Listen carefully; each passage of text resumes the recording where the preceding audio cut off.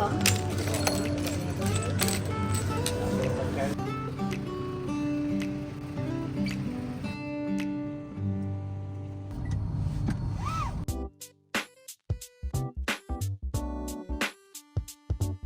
So, hello! Good morning mga kamome and welcome to our vlog. So, this is Dolgore and this is Sito.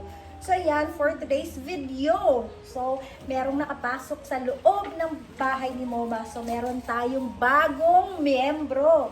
So, ngayon ipapakita ko sa inyo. While natutulog kasi ako, tapos I heard something na umiiyak from early in the morning. So, ayun, paglabas ko, ayun nga. So, akala ko kasama niya yung mommy niya. So, hindi pala. So, siya lang mag-isa. So, ayan, mukhang madadagdagan na naman. Or talagang nadagdagan na yung miyembro ng pamilya natin, ng pamilya. And of course, so, instead na 16, yung cat ni Moma, nagiging 17 na. So, ayan, ikaw na magbabalita. Tita si ito. So, and ayun nga, kinuha ko na siya this morning. And after ko nga siya kinuha mga kamoma, so ang ginawa ko, pinaliguan ko kaagad siya para syempre matanggal yung mga dumi na galing sa labas.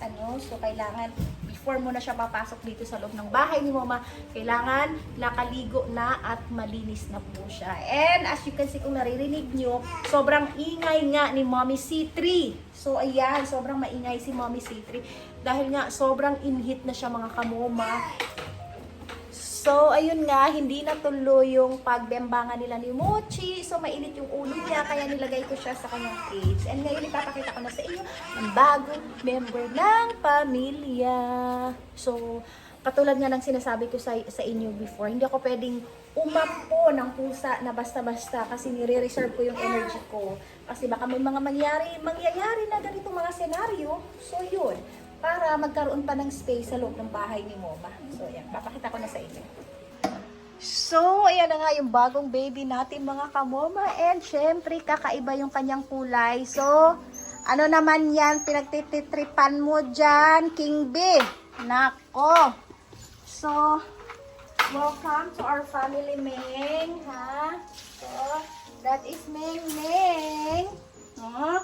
So, hindi ko alam kung girl ba siya. So, ayan. Hindi ko alam kung anong reaction ni Apa. But, saktong-sakto, wala pa kaming ganyang kulay.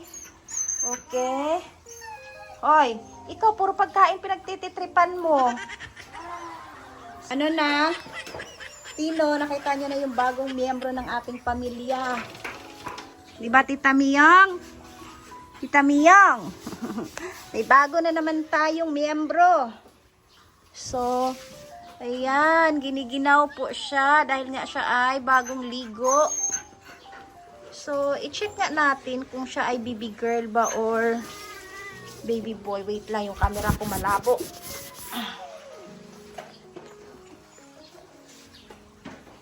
Bakit ikaw nag-cry, anak? Oo, i-check natin kung ano ito. Lagot tayo nito. Oh my God, it's bilatlat.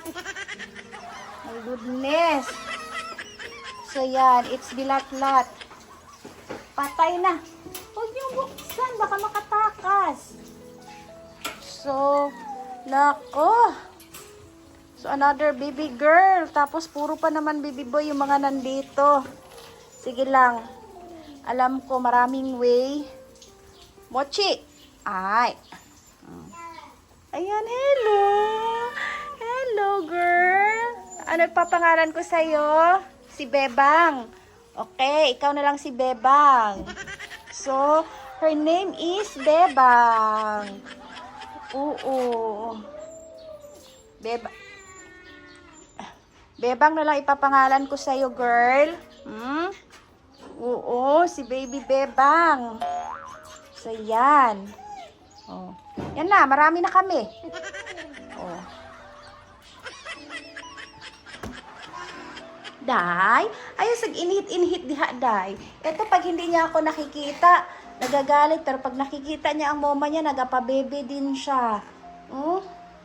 So, kailangan na natin labahan yung cover ng ano nyo, be. So, laban lang tayo, no? Hindi talaga pwede mabuntis, anak, kasi meron na naman tayo mga bagong ano. So, madumi. Huwag magalit. Yeah. So, hindi ko pa alam kung ano yung magiging reaction ni Apa. So, anyway, good luck na lang later. Bahala na si Batman. You're so maldita, dahil linis mo na tayo dito. Okay.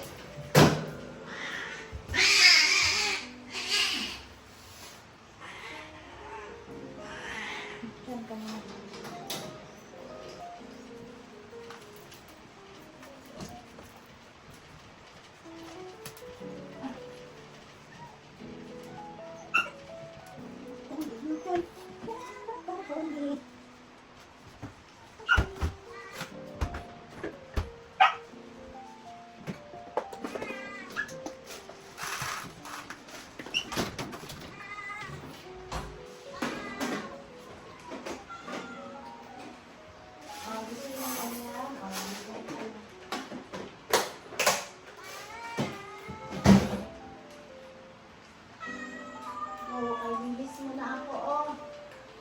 Yung cage nyo, hindi ko na ginalinisan.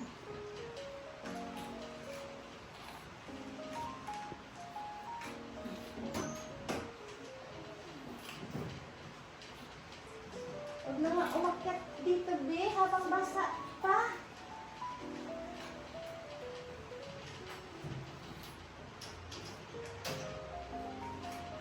Oh.